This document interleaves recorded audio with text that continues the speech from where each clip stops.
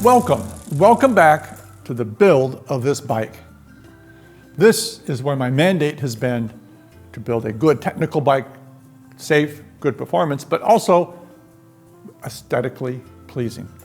When the owner has their obligatory photo with their bike, things must be just so. We started with the wheels. Went pretty good.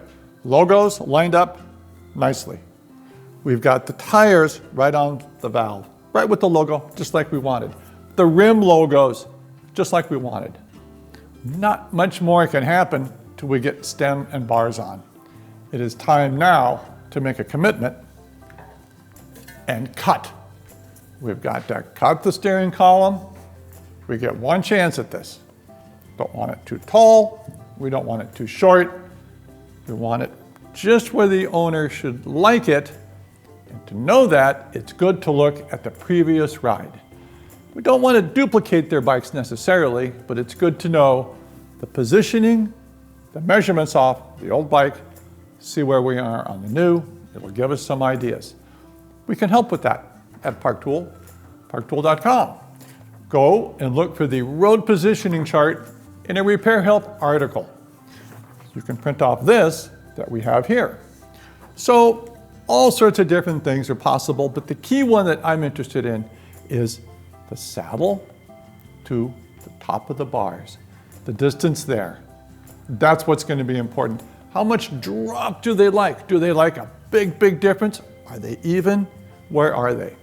So we've measured our rider from their old bike and we found 65 millimeters. Now, normally, I don't work on the bench with the bike. No. This is for you to see better. But it points out this. A straight edge is handy, but nice flat ground or poured concrete can act as a straight edge.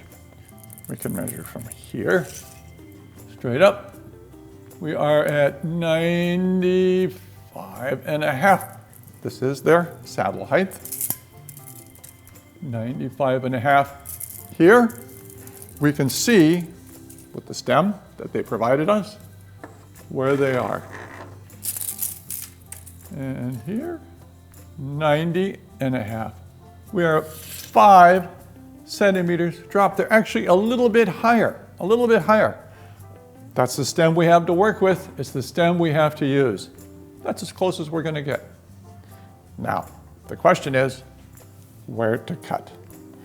Depends on the manufacturer, but some fork manufacturers say 30 millimeters, that's the most you'd ever want to have exposed. No more than 30 millimeters of spacer below the stem. Right? Beyond that, not safe. But that's not what we're going to do on this bike. There's different reasons to cut different ways. Let's have a look. If we looked at that mark, I make a mark right here. Potentially, that's where we could do this. We put a bunch of spacers here. We put a bunch more spacers here. Let's just have a look at what that would. I'm going to put some white paper so you can see. That's what we'd end up with. That breaks the mandate. Too much. That's too much sticking out. We are not going to do it. That is what we're going to go with for this build. Let's have a look at that. Oh yeah, I like that better. Much more pleasing to the eye. Now, appropriate for everyone? Not necessarily. You have a bike. You want to ride it for a few months, for a year, sell it. You may want more steering column. Right? You don't want so much, sticks way out, could be dangerous, but we're going to go to here.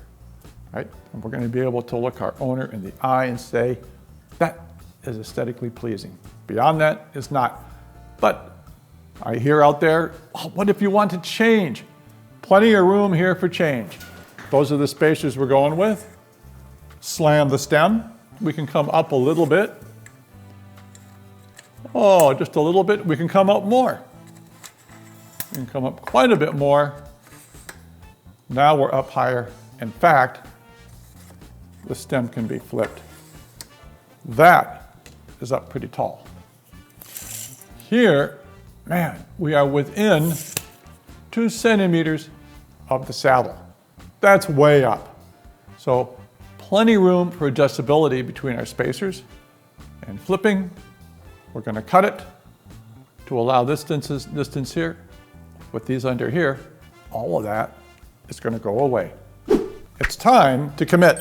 I've dialed up what we want to remove, and I've deducted a little bit more for the thickness of our blade.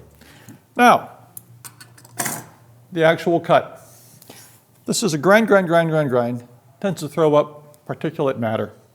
We can reduce that, soapy water, anything like that. Just traps the particles. But that's messy. To help reduce the mess, I'm going to try this. Never done it before. We'll see if it works. Use a reliable friend. Friend's always there. Gravity.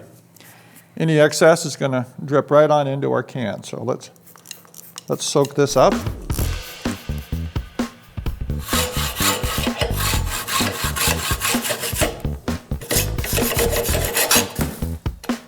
The stem almost slammed. The extra spacers make it perfect. Now, let's announce the results of the poll from the first episode. The winner is pink. We're going to go the pink sealant inside the tires. That's going to be the last thing this bike's going to see. But I do have something I want your opinion on. Let me know what you think. Up on the headset spacers. Primary logo to the side or primary logo to the front. Hot topic.